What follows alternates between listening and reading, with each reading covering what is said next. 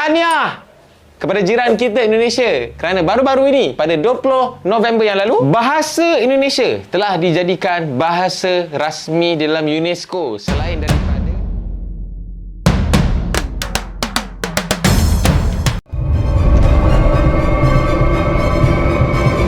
Rosmi Studio.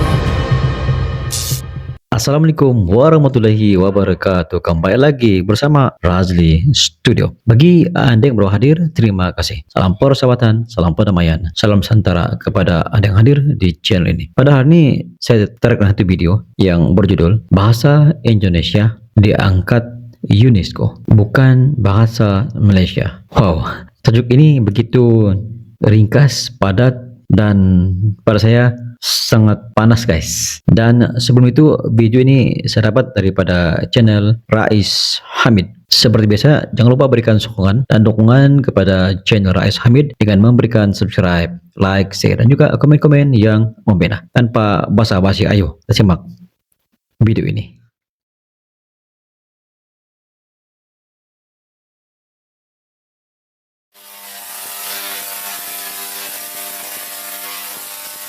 Rais Hamid. Assalamualaikum. Salam sejahtera. Hai, apa hal korang? Selamat kembali dalam channel YouTube Rais Hamid Aris TV dan masih lagi bersama dengan YouTuber kegemaran rakyat Malaysia, Indonesia, Brunei, Singapura, Selatan, Thailand, Filipina, Rais Hamid. Apa Saya hal korang? pun Check it out gemar now. dia punya channel guys, Captain Rais. Bismillahirrahmanirrahim. Allahumma salli ala Muhammad wa ala ali Muhammad. Tekan butang subscribe. Tahniah kepada jiran kita Indonesia kerana baru-baru ini pada 20 November yang lalu bahasa Indonesia telah dijadikan bahasa rasmi dalam UNESCO selain daripada bahasa-bahasa macam bahasa Arab, bahasa Mandarin, Perancis, Spanyol, Rusia, Hindi, Itali, Portugis dan juga bahasa Inggeris. Layaknya bahasa Indonesia ni dijadikan bahasa UNESCO tak dapat disangka lagi sebab bahasa Indonesia ni terdapat lebih 275 juta pentutur dan juga bahasa Indonesia ni telah dimasukkan dalam silibus sekolah dekat 52 buah negara selain daripada Indonesia. Dan sampai sekarang ni terdapat lebih kurang 150,000 pentutur bahasa Indonesia yang terdiri daripada orang bukan Indonesia yang aktif menggunakan bahasa Indonesia. Dan sebenarnya usaha Republik Indonesia memartabatkan bahasa Indonesia ni telah bermula sejak tahun 1952 lagi. Sebagai rakyat Malaysia, sebagai jiran kepada Republik Indonesia, aku tumpang gembira dan aku turut berbangga dengan berita ni. Namun, persoalan dia, kenapa bukan bahasa Malaysia? Tapi aku ada jumpa satu artikel yang menerangkan dari sudut beliau lah yang ditulis oleh Profesor Emeritus Tan Sri Zulkifli Abdul Razak, Rektor Universiti Islam Antarabangsa Malaysia. Apa yang profesor ni fikir dengan apa yang aku fikir sama. Dekat mana silap dia kenapa bahasa Malaysia yang tidak dijadikan bahasa rasmi UNESCO? Koranglah punca dia. Tak kisahlah daripada yang duduk-duduk atas, menteri, bagai apa semua, sampailah dekat yang bawah-bawah. Daripada kalangan pemimpin, kau tengok dekat parlimen tu, berapa kerat je yang boleh cakap bahasa Malaysia elok-elok. Yang mana yang Melayu tu, Melayu lah. Tapi yang bukan bangsa Melayu ni, supaya bagi kemaluan kepada satu pengajaran kepada budak-budak lain. Rakyat telah mula hidup di sebuah negara yang terpuluh-puluh. sebenarnya ada je segelintir lah, sangat-sangat sedikit bilangan dia daripada kalangan pemimpin dan orang-orang ternama ni yang bukan berbangsa Melayu. Boleh je cakap bahasa Melayu elok-elok. Contohnya, Wee Ka Siong. Lagi, Anthony Loke. Profesor Datuk Dr. Teo Kok Siong. Lagi satu, Tan Sri Lee Lam Tai. Diorang cakap Melayu kadang-kadang lagi bagus daripada orang Melayu tu sendiri. Lepas tu baru-baru ni kan ada content creator yang berbangsa India tu, yang orang sendiri terkejut. Ui, dia cakap Melayu memang macam orang Melayu lah. Tak kisahlah kau ni India ke, Cina ke, Melayu ke, bahasa Malaysia tu kan bahasa rasmi. Yang Melayu tak payah nak galak sangat lah. Korang pun bila jumpa Melayu dengan Melayu, borak-borak kadang-kadang aku cucuk dia dengar kan, borak dalam bahasa Inggeris. What you know me, I am you, what you doing here, I want to drink. Malah jadah apa? Sebab bagi korang cakap English ni barulah educated, nampak bijak. Cakap bahasa Melayu ni low class, tak nampak educated. Daripada pihak kerajaan sendiri pun tak kisahlah kerajaan mana pun, ada je aku nampak usaha-usaha nak memartabatkan bahasa Malaysia ni sebagai bahasa kebangsaan. Yang penting tapi usaha tu guys. acuh tak acuh, hangat-hangat tai ayam diam. Kalau kau tengok dekat Indonesia ni, bukan dekat Indonesia ni ada orang Melayu je, ada orang Aceh je, ada orang Jawa je. Kadang-kadang ada je yang bangsa Cina. Tapi bila diorang buka mulut cakap bahasa Indonesia je, memang tak ada bunyi bunyi macam Cina sikit ke, bunyi macam India sikit ke, memang bunyi bahasa Indonesia, memang itulah bunyi dia. Jadi dalam isu ni, rakyat Malaysia, kau tak payah nak petikai kenapa bahasa Indonesia diangkat menjadi bahasa rasmi UNESCO. Yang pemimpin tak payah nak salahkan rakyat, yang rakyat tak payah nak salahkan pemimpin. Semua salah. Termasuklah juga aku yang buat video YouTube dalam bahasa Malaysia ni pun ada orang bagi cadangan. Buat dah dalam bahasa Inggeris. Wey, aku buat untuk orang Malaysia dengar. Korang belajar sejarah kan? Korang lupa ke pada abad ke-7 ketika Malaysia ni, tanah Melayu ni dijadikan pusat perdagangan antarabangsa. Siapa nak datang tanah Melayu ni, kau kena belajar bahasa Melayu tau. Tak kisahlah siapa yang berdagang tu, daripada British ke, Spanyol ke, siapa-siapa pun nak datang kena cakap bahasa Melayu dan kena belajar. Tapi korang juga yang cakap, dekat Jepun tu, kalau kau nak pergi sana, kau kena belajar bahasa dorang tau. Dekat Korea pun,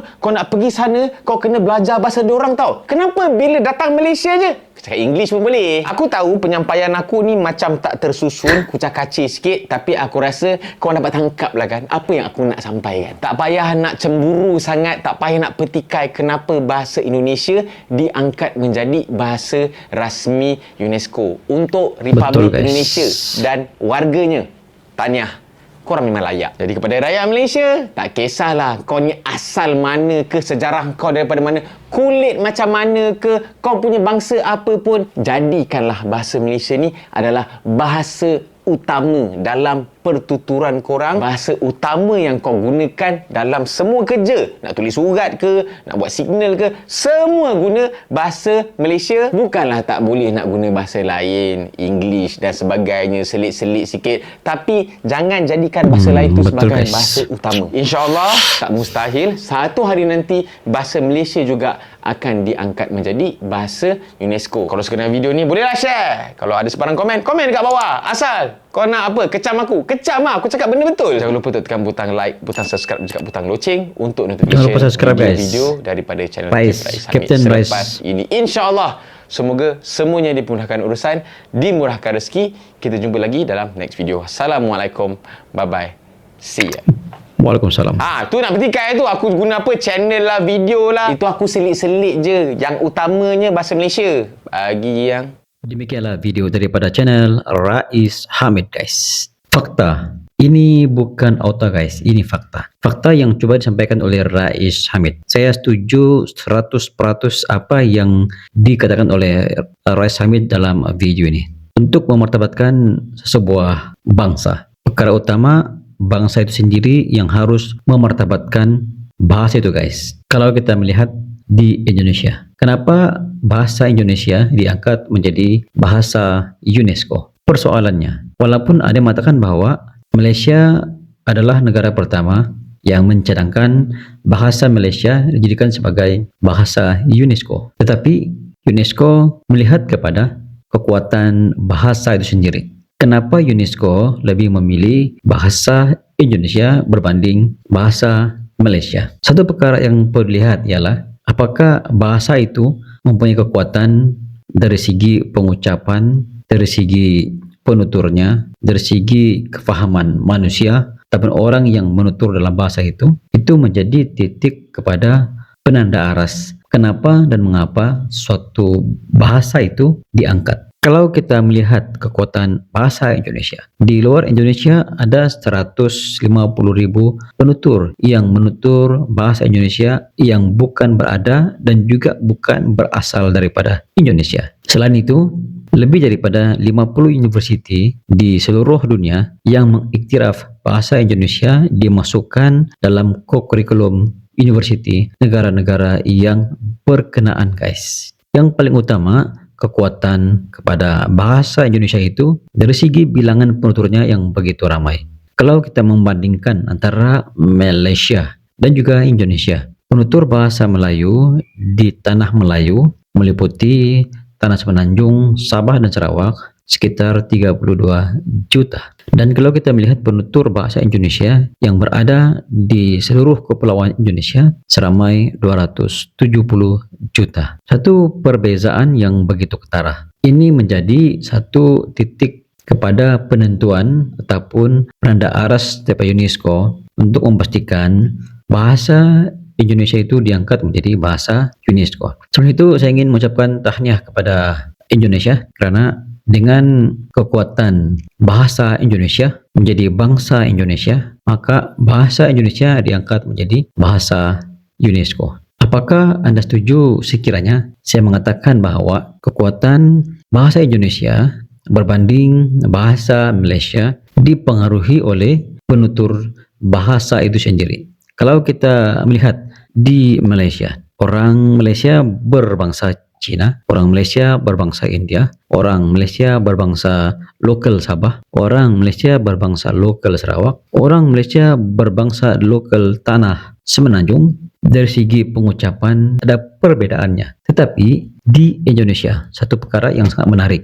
Di Indonesia lebih kurang kita ada 70.000 pulau guys. Kesemuanya menutur bahasa Indonesia, tidak ada perbedaannya, tidak ada bezanya, semua sama guys. Tidak mengira Tionghoa Indonesia ataupun India Muslim Indonesia ataupun suku Jawa, suku Bugis, suku Batak, suku Sunda, suku pelbagai suku lagi yang ada di Indonesia. Apabila mereka berbicara dalam bahasa Indonesia, persis semua sama guys. Tetapi di Malaysia, itulah kelemahan yang berlaku dan ini adalah perkara yang perlu diakui oleh warga Malaysia, perlu diakui oleh pemimpin Malaysia, perlu diakui oleh kesemua penjawat ataupun penjabat kerajaan, pejabat dalam NGO swasta, bahwa mereka perlu mengangkat martabat bahasa Melayu sendiri guys sebagai bahasa Malaysia supaya dapat mengikuti jejak langkah bahasa Indonesia menjadi bahasa UNESCO. Itu sedikit sebanyak pandangan daripada Razli Studio. Sekiranya Anda mempunyai pandangan tentang video ini, Anda boleh komen di bawah. Sekian, jumpa di next video. Assalamualaikum. Bye bye.